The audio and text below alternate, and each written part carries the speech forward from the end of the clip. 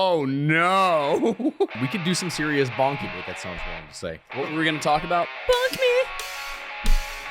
I don't think that was the direction that we were fully anticipating doing. Let's look at the suggestions, shall we? Those are all successful revolutions. It's just how funny what happened afterwards was. I was going to say, were they the original Romeo and Juliet? Oh my god, this is... Yes, it's kind of like if Al Capone led an expedition to China. And then became a fire marshal. This is making me all kinds of confused. Look at me. What is the result of that? Civil War. So when did the actual fall of Rome begin? With who? Is it actually Nero?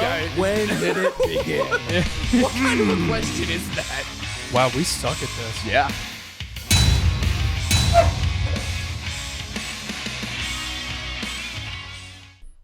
Oh no. Oh no. Not the forbidden Fiji. Since we're talking about the East India Trading Company, we'll talk about what happened when the Dutch arrived. All right. New Amsterdam. Every time you say something horny, you take a drink of vodka. Oh my god, we're good. I mean, for anyone who saw the last episode here wearing the helmet that I had from the last part, we could do some serious bonking. Wait, that sounds wrong to say. Have we started? Bonk me, daddy. I guess we have. I don't think so. I don't think we've started. I don't think so either. Okay. What were we going to talk about? Bonk me! I don't think that was the direction that we were fully anticipating doing. Let's look at the suggestions, shall we? Yes, we did say that we were have going to any? do that here. Did we look at any last time? You had over like There's a bunch. 70 or 80 comments that were on that one post, and that's because I completely forgot in my last night to actually go and share the post here to my pages. all Which I good. did now. That has been done. So I'm sure that people Forgot. have gone over it at even more. No, okay, listen, from the sagas of everything that happened, no one even knows this was going on here in the first place. I had an experience last night. I went dumpster diving for the first time in like 20 years, all right? So my wife has a ring that is like one of those fitness rings here, and unfortunately, it fell off of her finger at the restaurant that we were at. So, not knowing what was going on, this morning, I went dumpster diving looking for it because since it could connect to the phone, it connected at the dumpster of the restaurant. Oh, wait, we started. I guess. Yeah. I was just letting him roll. I didn't realize we had started filming. This is going to be a recurring thing, I feel like. Worst case scenario, it's... I'm just not going to realize we started recording. I Somebody... did press record. I did the slate. Yeah. You made the sound. Well, finish your dumpster diving story, and then we'll talk about the sea peoples. So now I have a story here where not only have I gone and peed into a towel warmer, but I've gone dumpster diving for a ring. I don't think they know the towel warmer story. Oh, for anyone who's not seen the unsubscribed episode that I was on, yeah, at this point, like, what, 7 or 8 months ago here, I got really drunk, and then apparently in the night, I blacked out and pissed in a towel warmer in my bathroom that I then tried to blame on the cat because I didn't think that I had done that. But I had blacked out, so, I mean, I woke up, no hangover, no anything. I just didn't believe that happened. What kind of bougie-ass shit is a towel warmer? Towel warmers are nice. I went from completely disrespecting them to finding that they are fantastic to have, especially in a house as poorly insulated as mine. Yeah, All right, Cat wait, has okay. one. I could It is pretty I could nice. understand not having a preference with towels, but completely disrespecting them? What does that mean? Were you like beating it? No. He looked down on people with towel warmers because he was like, "You're soft. Why do Yeah, you need to?" I thought warm Oh, this you was- disrespected towel warmers. Yeah, no, because I thought it was stupid. I thought the he whole was premise- disrespecting the towels. Exactly as you said, for the things being bougie, I was thought like, the what whole does that thing was mean? dumb. It was so dumb. And prefers then to air dry. once I actually had one, I'm like, now that I have this, I can't go back. Like, yeah, it's so nice. Cat has one. It is nice. It does help dry faster, I feel, because thank God the lid was on.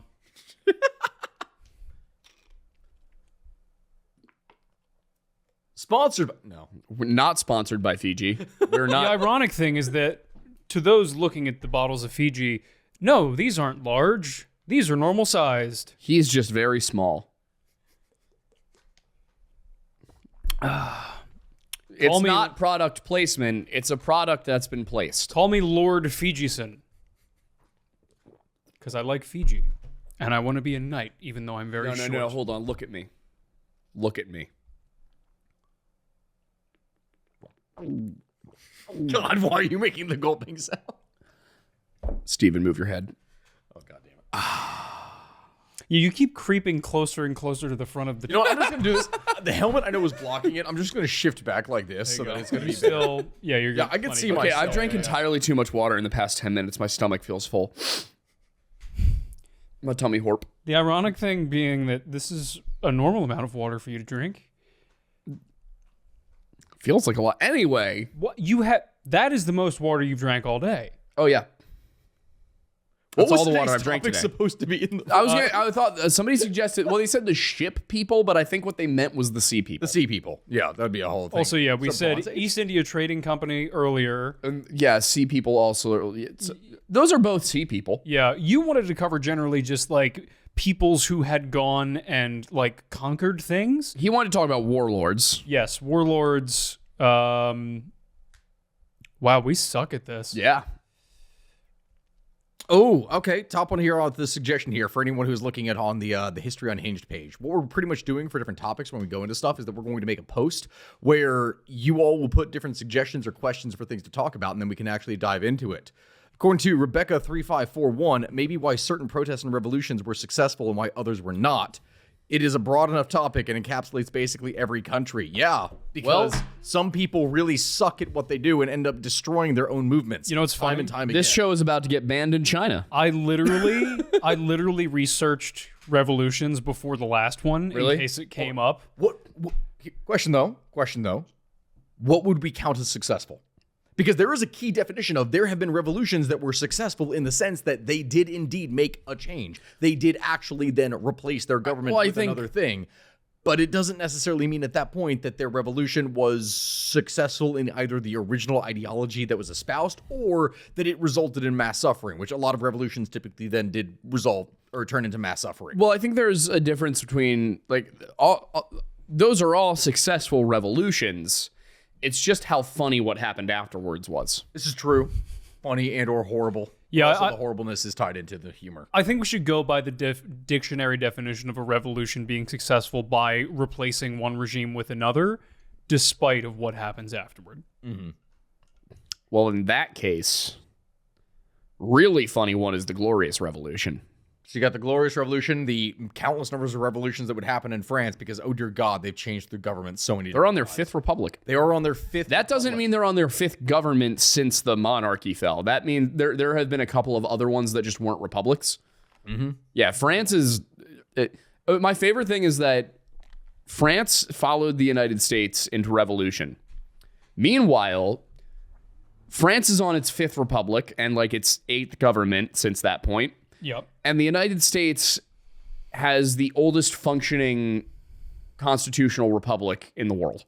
So far. So far. Yeah, no, actually, it does. Which is like for continuous governments that have actually gone on. Yeah, the United States is older than any other republic. Some people might that find sense. that comforting. Some people might find that concerning. Yeah, I do. Have you guys heard the whole thing? You know, the average age of the average time it takes an empire to collapse is like 250 years. Yes, that is complete BS. Wait. Do you mean like the idea being that 250 years from its foundation Is the average lifetime of an empire? Okay. Yeah, it is. I was gonna say I feel like they collapse a lot faster. I can't remember the exact list it's from, but the guy who made it did some of the most ridiculous shit you've ever seen to make that work, like claiming the Roman Empire only lasted 250 years. Yeah. What was the actual? I can't remember his actual argument for it. It was like the British Empire only lasted 250 years by his metrics, which basically means you have to set the British Empire's start date at 1700. Mm-hmm.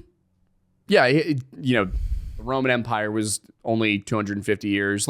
Keep in mind, Alexander's lasted 10.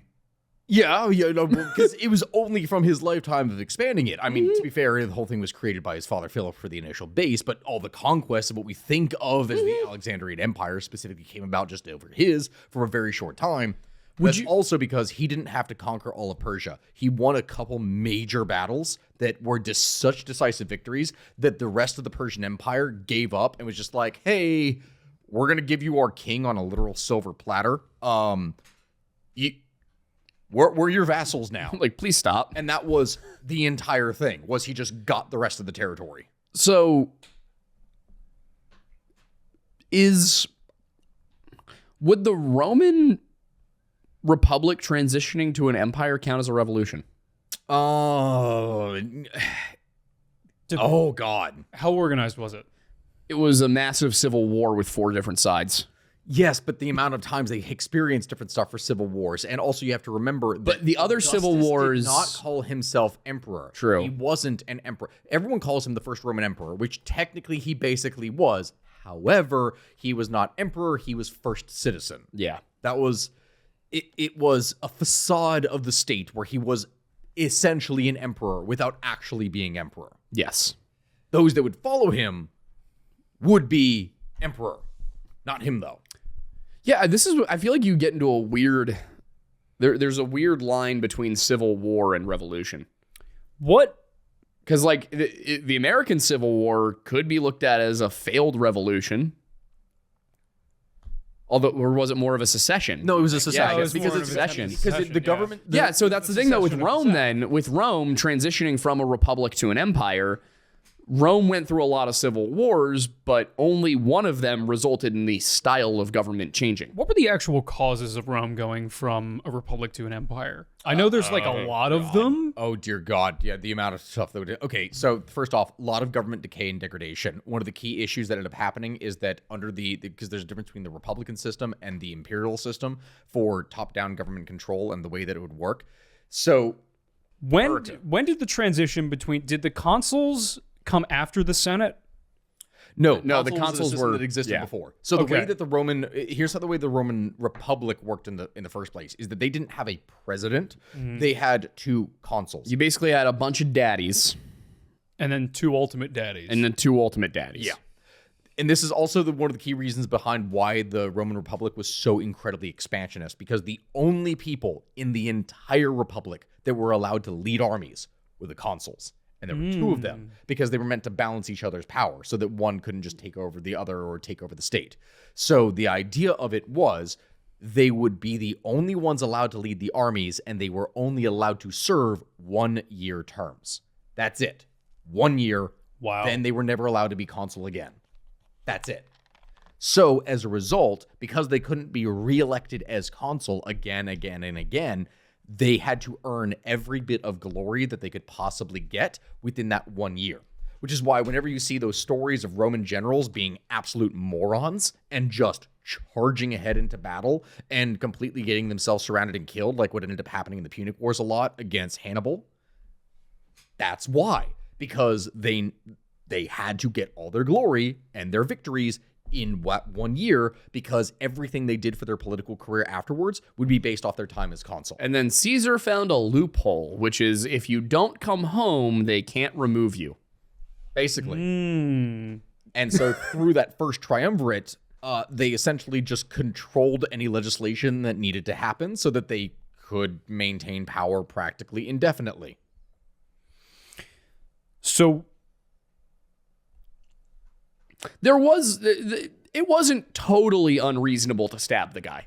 no, understandably so. So how Especially many after he, crossed the Rubicon and conquered the city. Right. So how many years of consuls prior to Caesar finding the loophole? Traditionally, realistically, approximately 350. Okay. And then If we go from the second founding of Rome. after the Caesar incident, what happened? Augustus did. Well, there was a civil war Right. between Antony, or no, was Antony one of the leaders? Mark Antony. Mark Antony, Ptolemy, not Ptolemy, Pompey, and started with an L, right? Lepidus? So Pompey was from the first with the original Caesar. Oh, I thought he Because was it's- involved in the second one. It's Augustus, it's Antony, and I think it's Lepidus. I thought there was a fourth one. Because it's a second triumvirate. It's 3. Yeah, but I thought there was a. Because I thought there was another one. Pompey is the one that when Caesar beat Yeah. him at the Battle of Pharsalus, which I feel like sounds so weird. I'm saying, oh, remember this. So Caesar beat Pompey at the Battle of Pharsalus. This causes Pompey to flee from there. He goes to Egypt in order to try and raise an army from Right. it, because the Egyptian pharaoh Ptolemy owes his position to Ptolemy, who was his patron before, but in an effort to try and ingratiate himself to Caesar, he murders Pompey and presents his head to Caesar. Right. Which enrages Caesar so much that Caesar shows up there with his own forces, and that's what leads to the rise of Cleopatra. Who wins that civil war? In that one, Yes. I mean, Caesar wins, and from that, Cleopatra is able to secure her throne. And that's where she becomes Caesar's lover, the whole thing that happens there. And then later on, Mark Antony was like his right-hand man. And when Caesar died, because he didn't designate an heir officially, sort of, it's like he had Octavian as his heir, but the actual political heir, many people believed was going to be Antony because he was his right-hand man. I was right. It was Pompey. It was just one of his sons. It was Sextus Pompey. Sextus Pompey. Okay, so that was the guy. That was the one I was thinking. That began with an L. Lepidus. What was his thing then? I think he was a member of the Triumvirate. Sextus Pompey was just he was Pompey's son, so he was able to raise an army against the Triumvirate. Okay, so I mean, I guess so then. I'm now struggling to I remember. knew I wasn't totally wrong. Very few people ever pay attention to the time here, with the exception of, it's Augustus and Octavian. Everything else is a sideshow. Yeah. Or sorry, it's Octavian say, and it's and Mark Antony. Everything else is a sideshow. So at the time of the Ides of March, what is the status of the Republic? Caesar is dictator for life. Yes. Okay, so is that the official transition to the Empire? No. Okay. He dies. Well, he doesn't die. He gets mercilessly stabbed like 50-something times. Yes. And then he's like, et tu, Brute, but he probably didn't actually say that. It was probably just Shakespeare coming up with it. But yes, so after that, there is the second triumvirate forms. I don't know the exact details of it because this is not my period of history. Fair. But the second triumvirate forms. That rules for a little bit, and then they start to get a little angry with one another. Mm-hmm. I think Antony was defeated, right? Yes. Antony was defeated in Parthia. No. It was Crassus. No, I think wasn't. Right? I thought Antony died in the east, fighting in the east. Antony dies fighting against Octavian. Yeah, I thought he Or died. he- I thought he he- died fighting against Octavian in the east. He kills himself in Egypt. Am I going insane? Or no, not kills himself, but he dies in Egypt, and then Cleopatra kills herself. Yeah, Antony was defeated in Parthia. But he's Wait, was he defeated there? Were Mark Antony and Cleopatra the original? They were lovers. Were they? Wait, hold on. Where was the battle that determines it? Because before it was a naval battle, they lose. I was going to say, were they the original Romeo and Juliet? Oh my God, yes, that's quite literally what a lot of that is inspired by. That makes sense. It comes to. God, this is making me all kinds of confused, as I'm mixing. Yeah, now I'm things up. confused. I'm just glad these questions aren't stupid. Yep, as Octavian entered Alexandria, both Antony and Cleopatra resolved to commit suicide. Antony, thinking his lover was already dead, stabbed himself with a sword, but was brought to die in Cleopatra's arms. In Egypt, Alexandria. Well, so they literally were Romeo and Juliet. Oh yeah. Yes. So Shakespeare didn't come up with that. He just stole history. Well, no, Shakespeare actually stole Romeo and Juliet from an Italian story. Yeah. That wasn't this. But there's a lot of stuff that is inspired by. Got it. Like, it's a very famous story that happens there. What you're thinking of is that Crassus... No. I know the Crassus thing. I was confused because I remembered Antony being defeated in Parthia, but I think it was that Antony was defeated in Parthia and that kind of brought an end to his campaigns. Yes. And then he ended up back in Egypt. Yeah. Yeah. Because he was there to raise money and do more stuff, get more troops and everything else. Because Crassus was the big thing, was that he was the only member of the Triumvirate. This one we talked about. That he did not have any military glory. His big thing, he was fucking rich. Yeah. And when I say rich, I mean he was the guy who had the fire mafia, where he owned slaves that would put out fires, but he would only put out a fire in someone's house if they agreed to sell him their house for dirt cheap, basically. So they could either lose everything, or they could lose everything but make a little bit of money off of it. It's kind of like if Al Capone led an expedition to China. And then became a fire marshal. Not even kidding. That That's is straight phenomenal. up. So he was the richest man in Rome.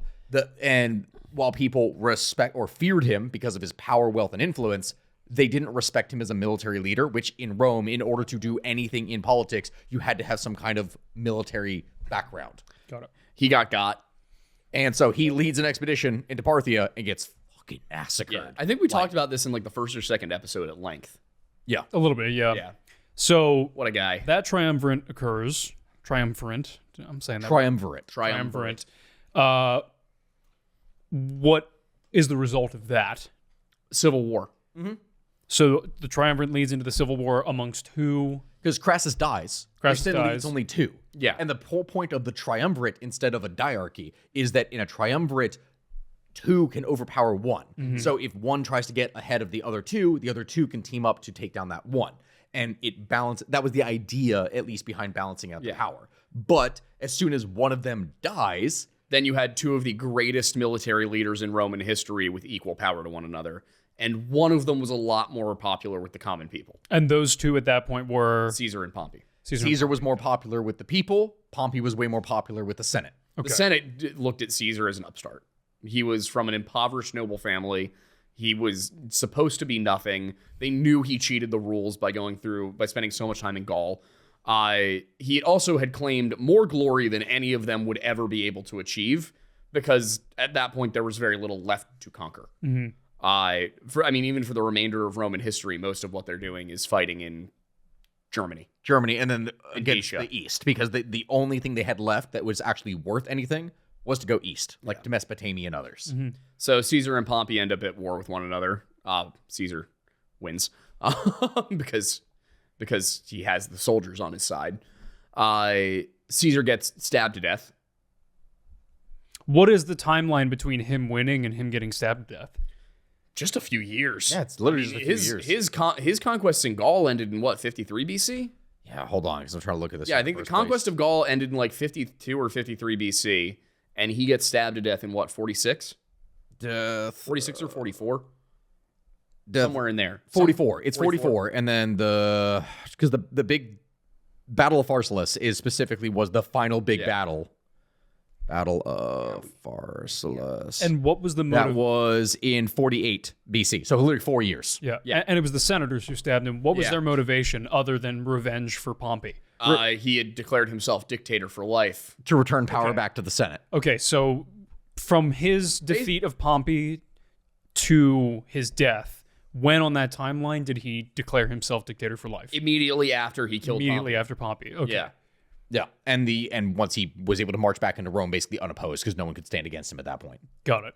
Yeah, so the senators argued that they were saving the Republic. In reality, they were saving themselves.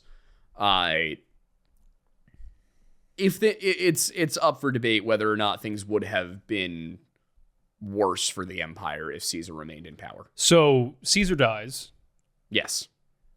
It's still technically not an empire. No. Civil War. Well, second triumvirate. Not immediately, because you Okay. have the second triumvirate. Who is? That is Octavian, Mark Antony, and then I guess like the son of Pompey. Yeah. No, Lepidus. Or that's Lepidus. Lepidus. Son of Pompey just kind of does his own thing when the Civil War happens. And then Mark Antony's the first to die? I'm now drawing the blank. I think he's the first one to be knocked out of the war. Well, because that was the final thing. That was the thing that ended up determining it here.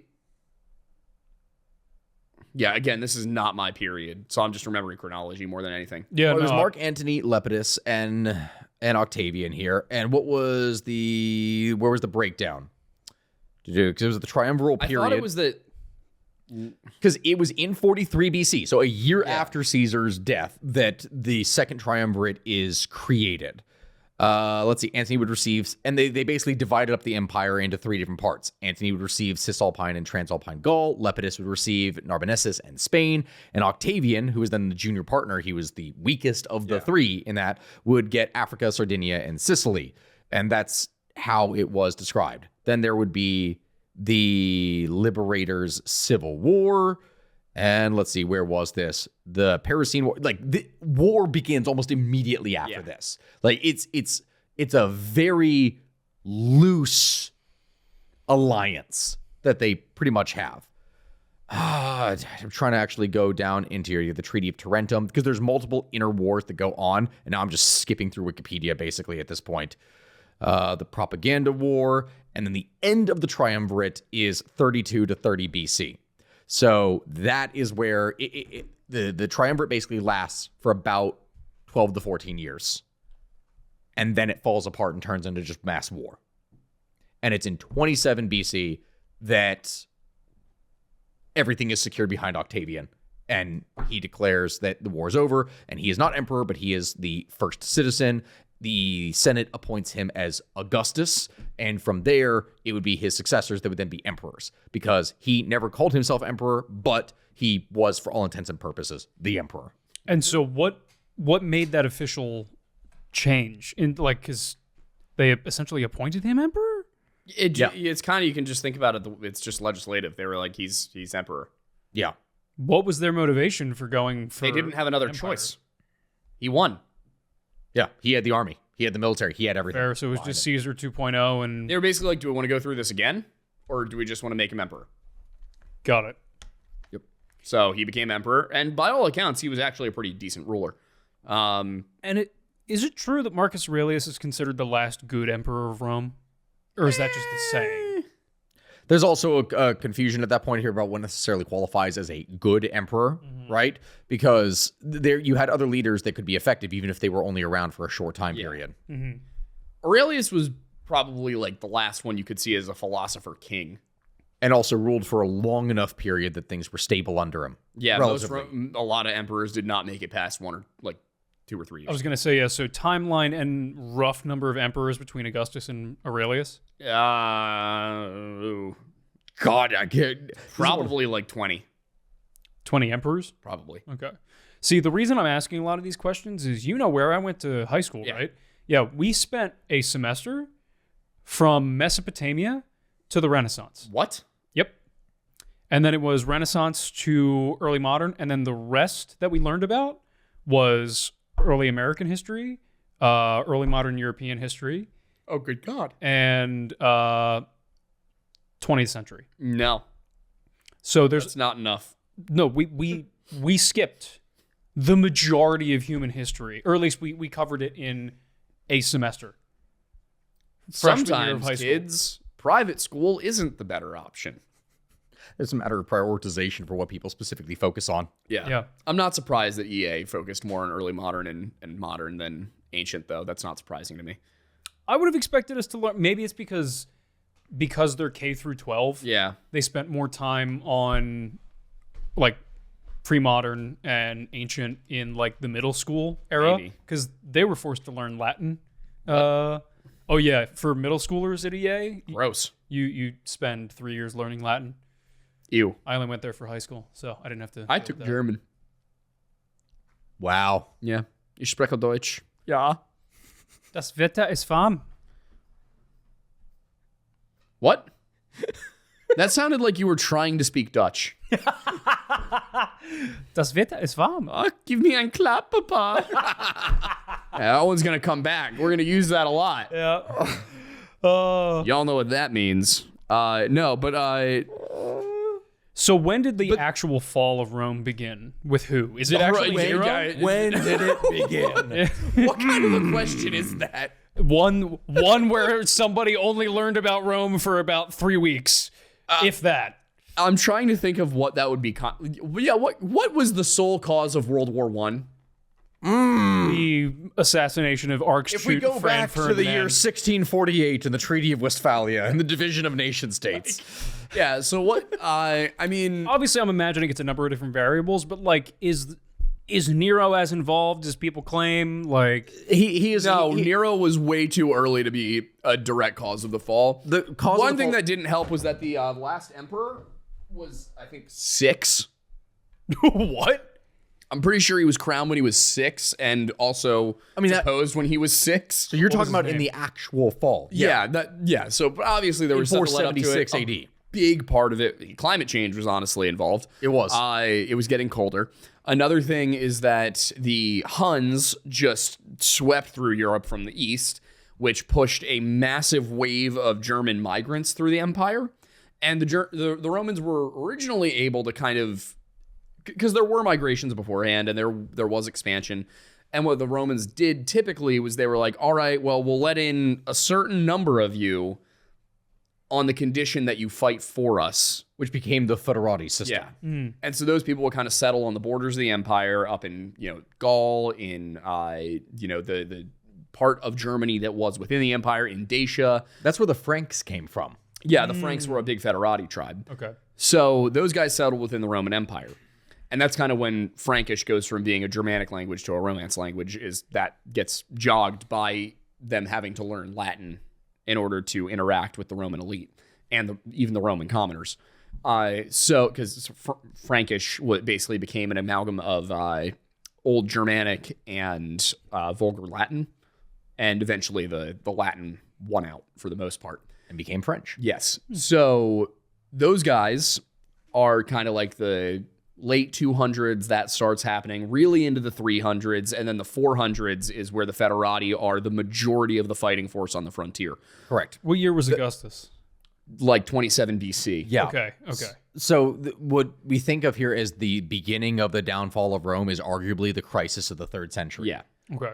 So for the crisis of the 3rd century, I want you to basically imagine that over the course of a 25-year period, there's like 50 different people that declare themselves to be The Barracks Emperors. Yeah, exactly. What was the name? The Barracks Emperors. Okay. It was Oh, yeah. because you just had armies being like, our guy. Yep. Yep. They're like, we can do Caesar again.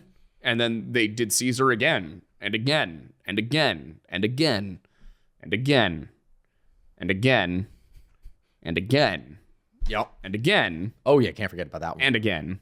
Oh, right. Yes. And And that again? guy probably lasted a few years. And again. Yeah. So that's just imagine if we had a different president every 2 years. Yep. And never the same guy. Different one every While time. other guys in and other parts also of the it's- country and also also- declared that they had a president. Yes. So one guy says, we are now led by Norman Schwarzkopf. And another guy goes, we're led by James Mattis. And another guy goes, we're led by General Petraeus. And everybody looks at him kind of funny. That's basically how it went. Okay. And then eventually the crisis of the 3rd century gets resolved because the whole thing That was it don't. Diocletian, right? Yes. Yeah. Because What exactly is the crisis of the 3rd century? All those different emperors. all of those Okay, different so emperors. that's what that is. Okay. It was pretty much like a 50-year period where everything was in civil war almost all the time in some way, shape, or form. And I think it was Diocletian primarily who brought an end to that. Yep. And then Diocletian was also like, what is this Christianity nonsense? Kill that. Mods? He's also the guy that then divided the empire into two. That is the beginning of No, that. that was the beginning of the tetrarchy. Oh yeah. Theodosius was the one who officially divided it into East and West. Yeah. What is the tetrarchy? Basically, you had a system where there were 2 Augustuses and 2 Caesars. Yes, that's what I was thinking of. It was the two, Yeah. but they had co-emperors that were their junior in order to create a stable line of succession so that it didn't just devolve into civil war. But you can So it was technically split into East and West. yes. But they were co-emperors more than they were the emperor of the East and the emperor of the West. Because after 385, I want to say it is 395. After 395 AD, the Eastern Roman Empire alone is ruled by the Eastern Roman Emperor, and the Western Roman Empire alone is ruled by the Western Roman Emperor. They are not co-emperors. They do not share power, and at times they are rivals, even though war doesn't really break out between the two sides. But there are times when one is like, hey, can you come help me out here? Honorius Flavius, I think. Yeah. And then the one in the East, who I think was Honorius Augustus, is like, well, you got yourself into that little bit of trouble there, so no, I'm not helping you. Which definitely contributes to the fall of the Western Roman Empire. It's like if the United States were to split in two and the West was invaded by Canada and the East was like, not my problem. You can see how that would be a problem. Yeah, 100%. Yeah, so that's the split empire system after 395 AD. But from Diocletian up to that point, you have the tetrarchy. So you have one emperor, one co-emperor in charge of the West, one co-emperor in charge of the East. Those are the Augustuses. Each one has his own heir who typically would rule basically a quadrant of the empire as Caesar of that side of the empire. So the system was just kind of made more firm later on. But for example, when Constantine comes to power, because Constantine actually becomes emperor of the entire Roman Empire again. Yeah. Pause. We're past Nero, right? We are so far Way past Nero. past. That's what I thought. Nero. Well, we kind of skipped over him real quick. So what? He was almost completely irrelevant. Really? Yeah, Nero's remembered for being kind of a piece of shit. Yeah. He's not really remembered for being a particularly influential emperor. Okay, because like everything I've ever seen about him was that like he tanked everything. Well, in a that's the matter of thing, is years. it got worse. He hurt things, but it didn't mean that he was responsible for the destruction of everything. He just Okay. hurt. He was one of the. He was like 60-something AD. Yeah, I mean, he was one of the It was after Nero that was pretty much that was the death spell of that dynasty. Yeah. Okay. Because there were multiple Roman dynasties that ruled. It wasn't just all the same family going down every single time. Okay. And a lot of the time, Roman emperor would Julio choose- Claudian. I think so. Yeah. Julio Claudian. They were from the same line as Caesar. Okay. Because So- like everything I've ever seen about Nero is that like he was the one who killed Rome. No. Okay. So Also, that's, for some that's reason, a lot overblown. of people think that the Book of Revelation is about the return of Nero, and it's just not.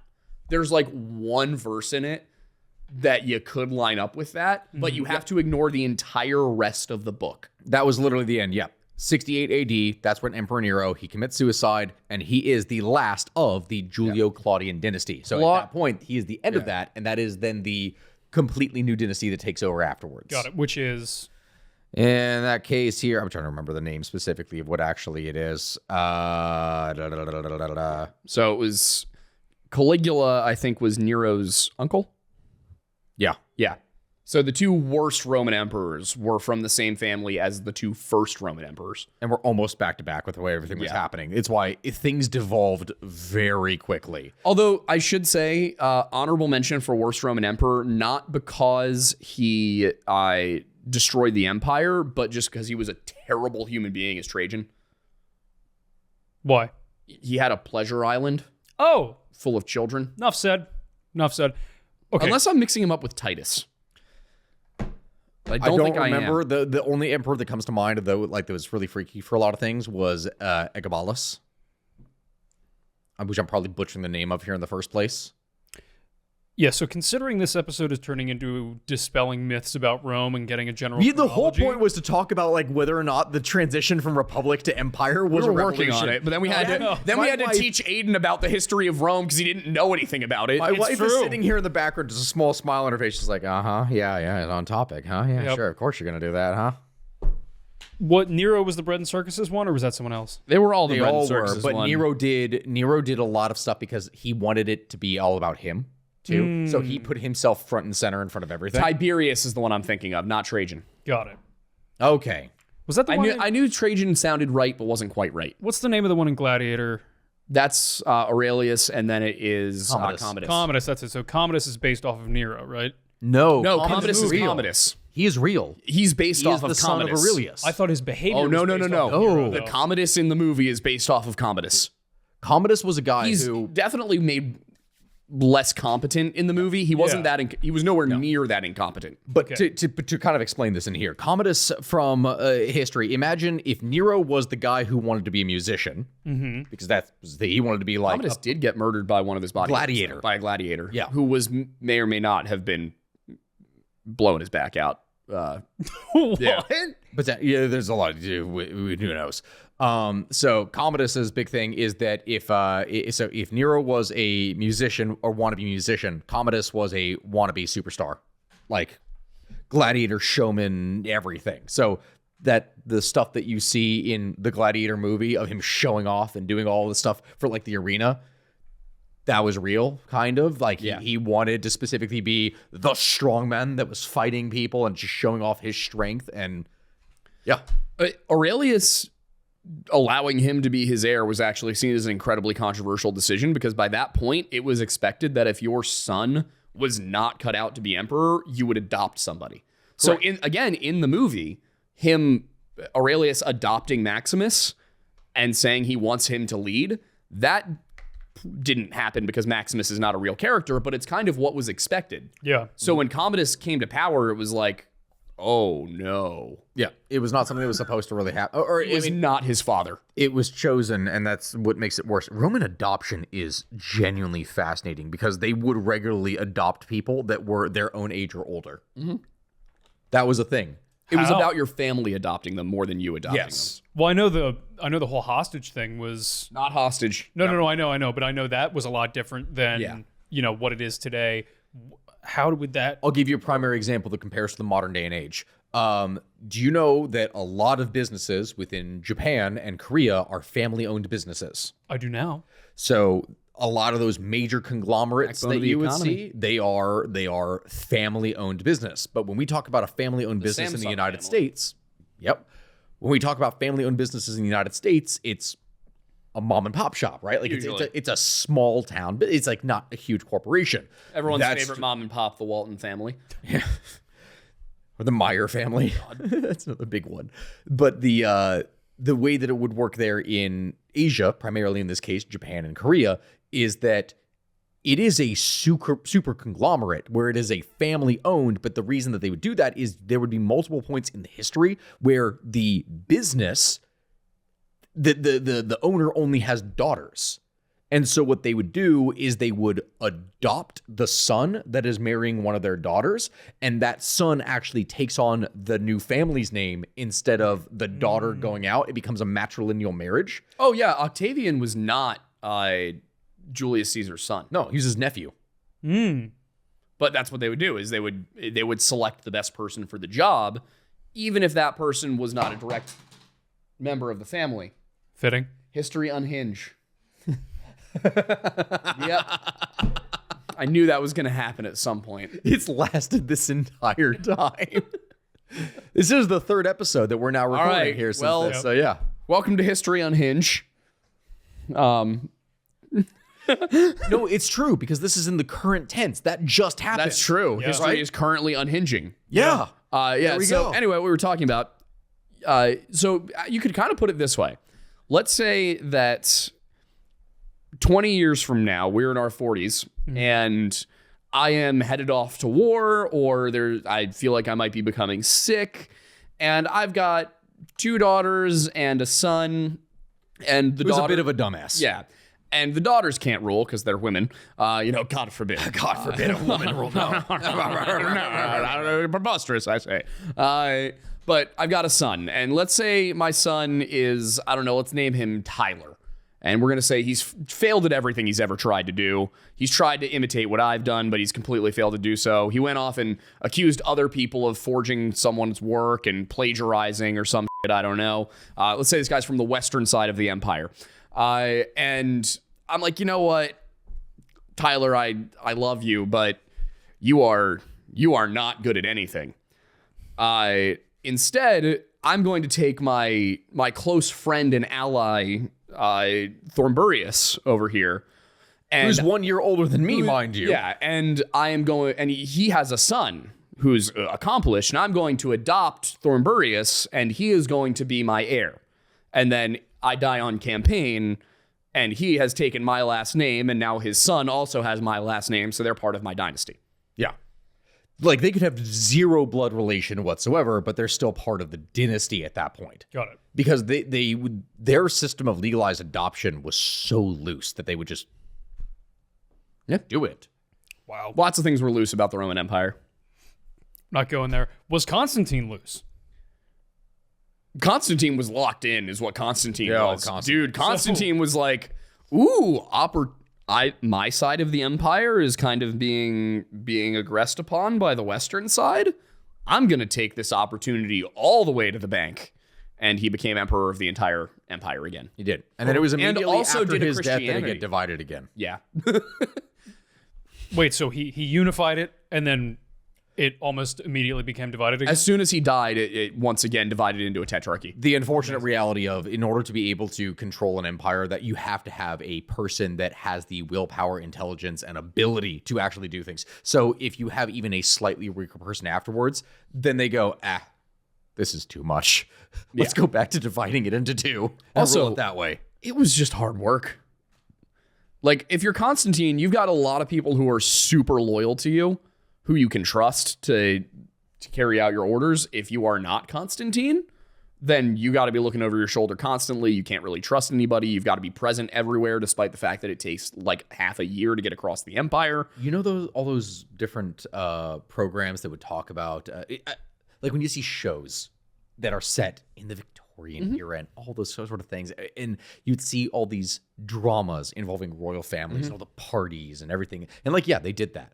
But when you go to some of these castles and they are then giving the history of the rulers who are involved, and when it gets to their daily life and what it's involved with, my God, is it a strict regimen. You that a lot understand of them- why they were drinking so much. You understand A, why they were drinking so much, and B, like the amount of work that a monarch was doing on the daily. It wasn't balls and feasting and hooking up with random wenches whenever they desired. No, I still remember with the whole, I mean, some were the ones that were bad. Yeah. But the monarchs that actually did something were from getting up at 5 a.m. in the morning in order to pray, and then after that, a light breakfast, followed by just basically 12 hours of paperwork and then diplomatic meetings with people. And also, you know, people approaching you with their problems that you have to pretend to care about sometimes. And it's and that is a consistent thing, because I've been to a lot of these. I've traveled a lot around Europe to different locations here, and that same story is repeated time and time again. Yep. It was a lot of work. So that's why Rome kind of had to refunction itself into that manner. And then the problem is you're not completely tied together. And also around the late, so, you know, that whole system develops into the actual divided two empires system. And Theodosius does two things. Second thing he does is actually dividing the empire in half. The first thing he does 10 years earlier is defund the state religion. Which at that time was Greco-Hellenic paganism. okay. So and Or that, not Greco-Roman paganism. yeah, and that was the same Greco-Roman paganism that had been in existence the entirety of Rome up to that point, right? Well, More or less. if you were to show Marcus Furius Camillus the pantheon of gods that, let's say, Constantine would have been familiar with as a child, he would be extraordinarily confused because there were so many more. They had syncretized with all of these different other gods from the Celts and the Germans and the Africans. They took Sol Invictus from Syria.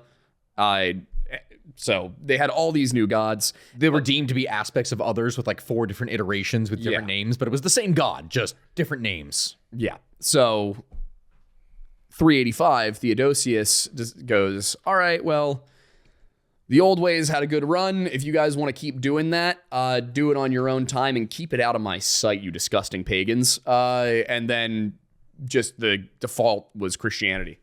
Do we know why? Like, was it Christianity was just by far the majority religion. at that point? It It had in the spread cities. pretty rapidly there. In the cities, yeah. So it Because once Constantine legalized it, because prior to Constantine, Christians were getting bodied left and right. yeah. They were taken as slaves. They were executed. I mean, granted, it wasn't like an imperial policy that Christianity was illegal. It was just that Christianity was seen as this weird little cult. Like, it was literally seen as an apocalyptic cult. Really? Yeah, an apocalyptic sect of Judaism.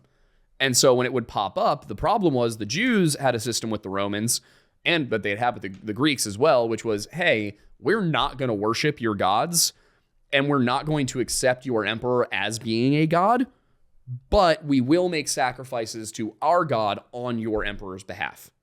And the Romans were like, you're paying taxes, you're not revolting, and you're sacrificing. After the first couple times. Yeah. But they were like, you're paying taxes, you're not revolting, and you're showing deference to our gods. It's okay, sure, why not? Then Christianity comes along, and Christianity differs from all of the other religions at the time in one very specific, except for Zoroastrianism, in one very specific way.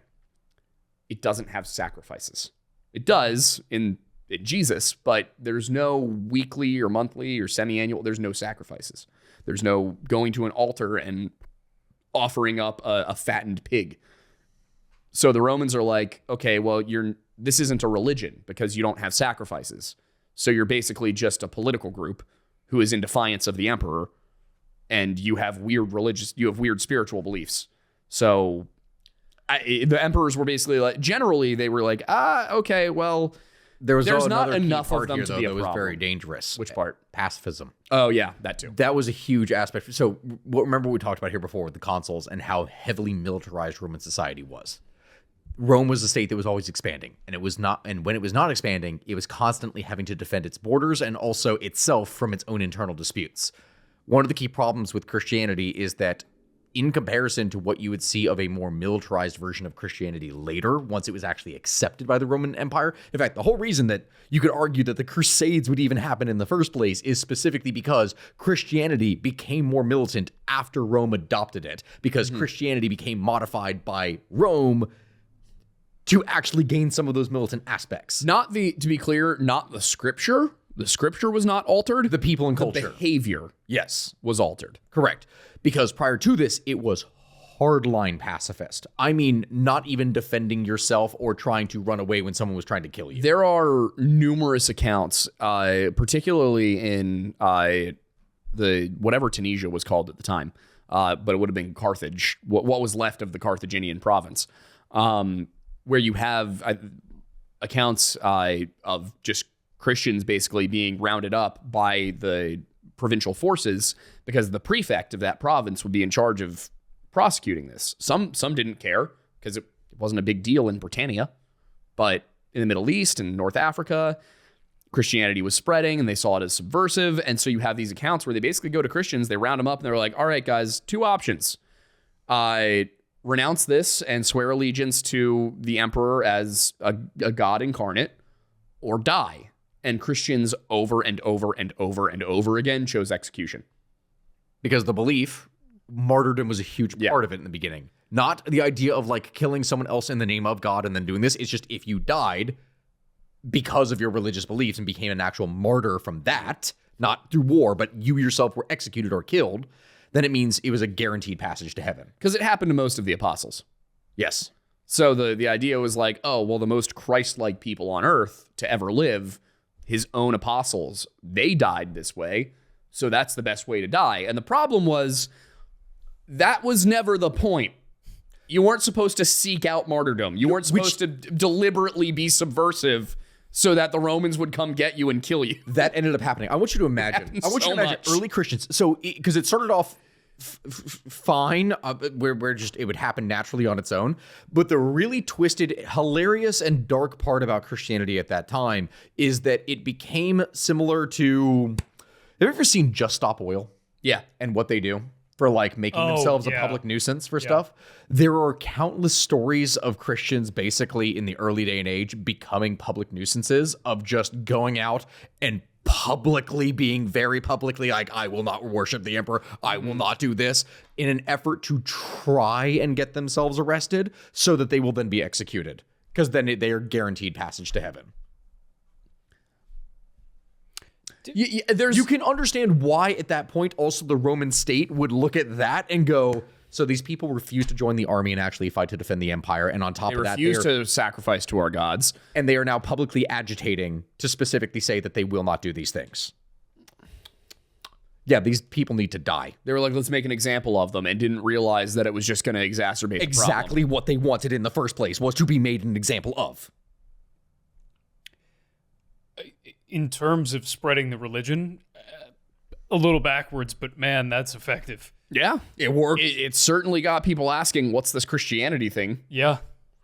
Because a large part of them as well is that many of them basically became almost like the healers and of areas. So where they spread, they were actually fairly popular among common people because they would usually work and serve in positions where they were doing things for, you could say, humanitarian efforts. They were also extremely charitable. Yes. Like, one of the early Christian beliefs was basically like, if you have enough to give, then you should give. And it was constant.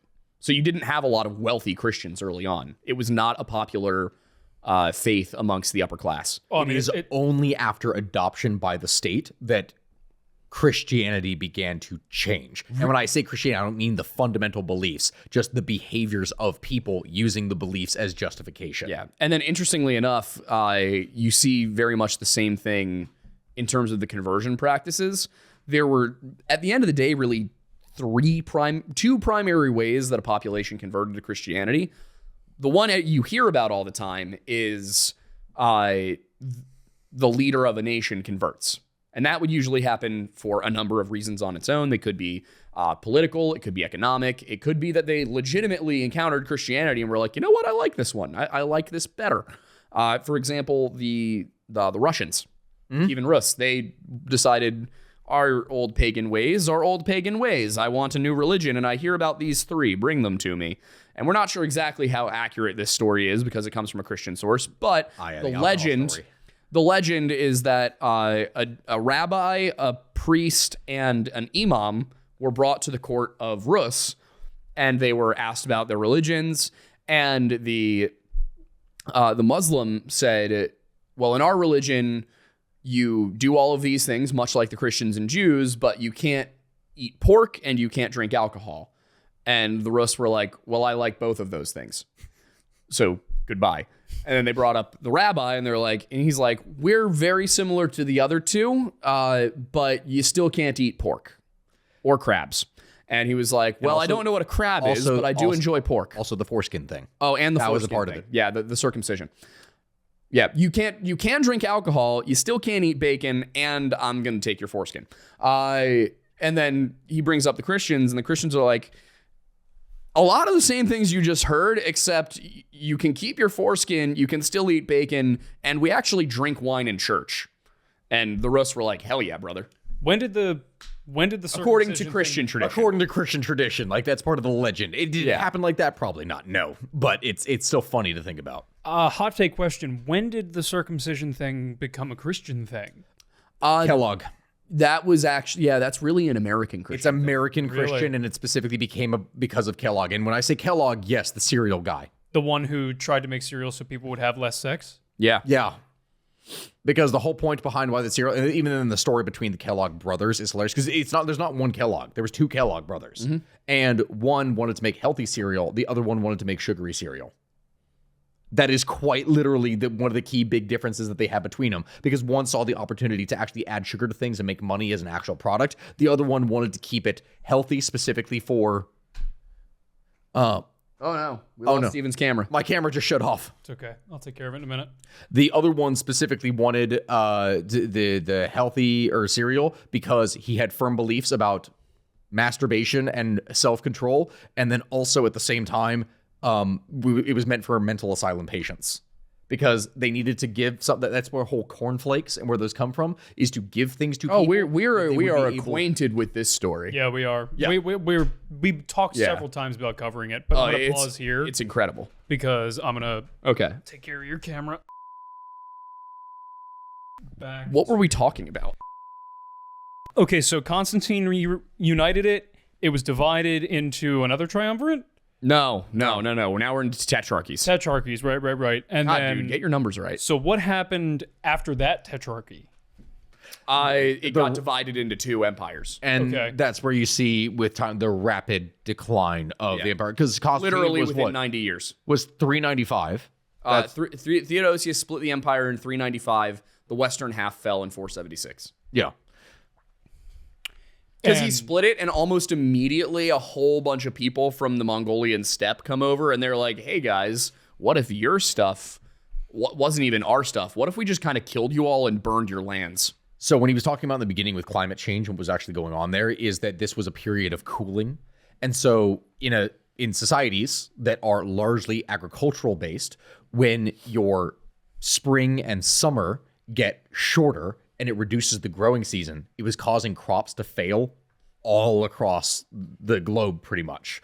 And what this resulted in is that tribes that would have been limited based off available arable land, especially from the north and heading into the steppe, this caused them to search for, quite literally in the case of the pastoralists, greener pastures, because they needed more fertile lands in order to be able to feed their animals and their people.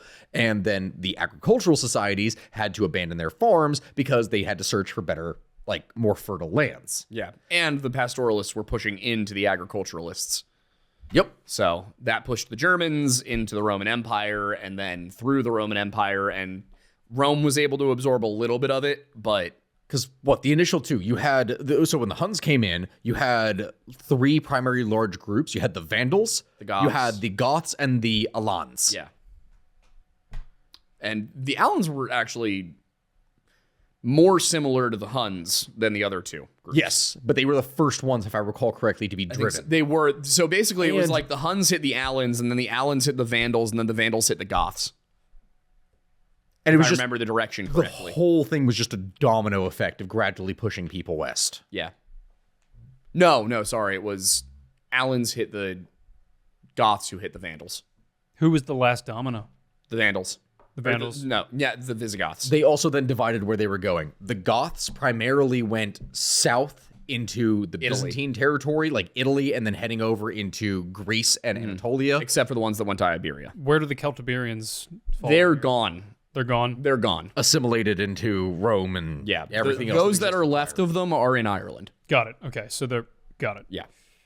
The Britons up in Britain are split into Romanized Britons and not Romanized Britons, who we now know as the Picts. We have very little evidence that the Picts and the Britons further south were considerably different from one another before the Roman interventions. And then the Norwegians and the Swedes and the Danes are just kind of chilling up there. They're not even really people yet. Well, it's to a degree. That whole time with the climate change actually began an early period of raiding. Not to the same degree of what you would see 300 years later at the beginning of the Viking period. But I think the Jutes went over. Yes, so you have the Gits, the Jutes, the Angles, and the Saxons. Now, keep in mind there, the Angles and the Saxons. Anglo-Saxon. Yeah, those guys. They were some of the initial ones that actually went over and started raiding and settling in parts of England. So if you've ever seen like the not province, but like the counties, I guess, for like Anglia, like East Anglia, Angli became English, like is Anglish. Oh, it's so much worse. They were going to call it Angloland. Angloland, yeah. Alfred wanted to call it Angloland, and thankfully, I think probably it would have been Edward or Ethelstan. I think Ethelstan was like, no, bad name, England. Yep. Just cut the law there. You don't need two of those. So the ones that primarily settled were the Angles and the Saxons, and they're the ones that then created. The Jutes were down in Kent. Where does William I? Oh, he's so much later. So much later? So much later. We're talking at that point here from the time where they initially come over, because when they're largely settling, that's in the late 400s. Late 400s right? is when they start to really settle. Yeah, so we're talking at that point 600 years later is when the Normans come. Yeah. Oh, so William was the Norman. Yeah, William. Yes. Okay, That's why it's called the Norman Conquest. got it. No, I know William. I know what happened there. Don't know much about the names and the titles and all that fun stuff. And then he made something called the Doomsday Book, which was just a census. Really oversold it on the name there. Yeah, he was just like, we need to know what is in this land we have now.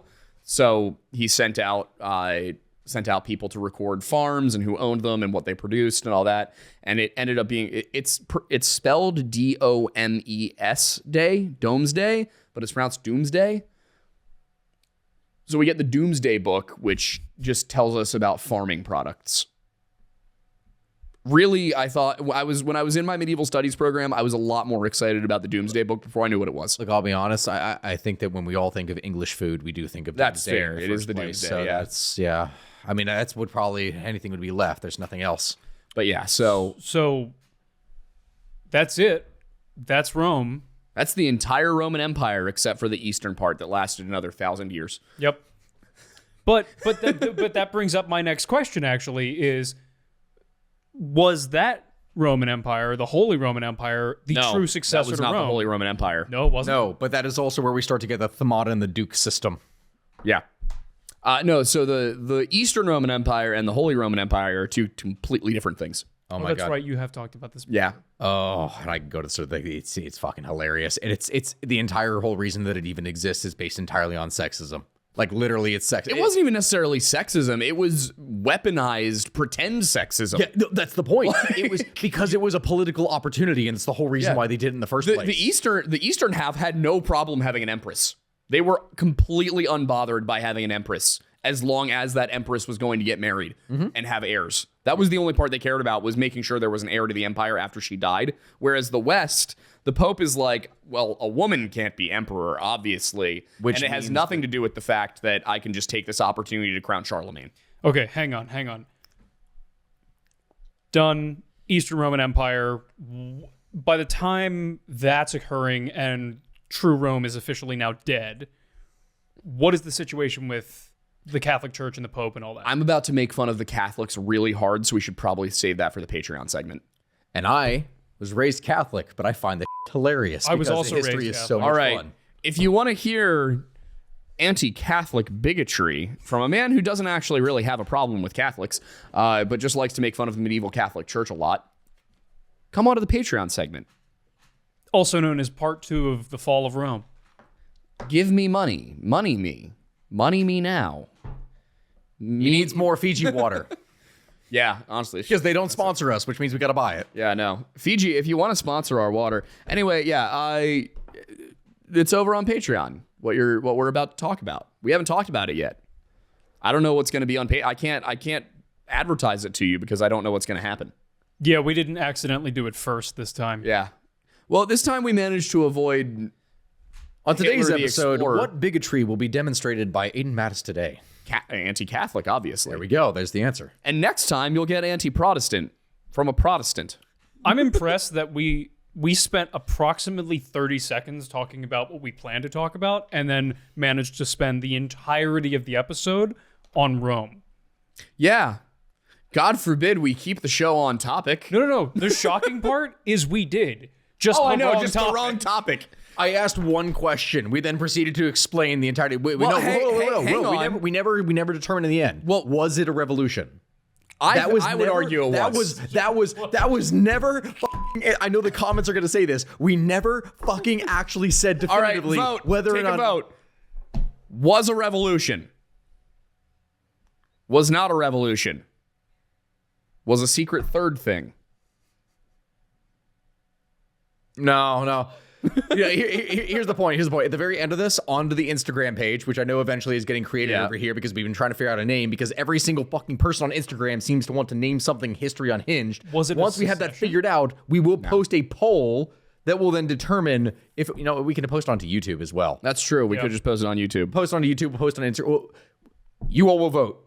And if you haven't by now at this point here, well, I mean, why the hell are you watching this? Vote for me. I'm pretty. Vote for Pedro. Pedro's not. Okay. Vote for Patreon, Yes. where the next segment will be. Bye, everybody. Goodbye.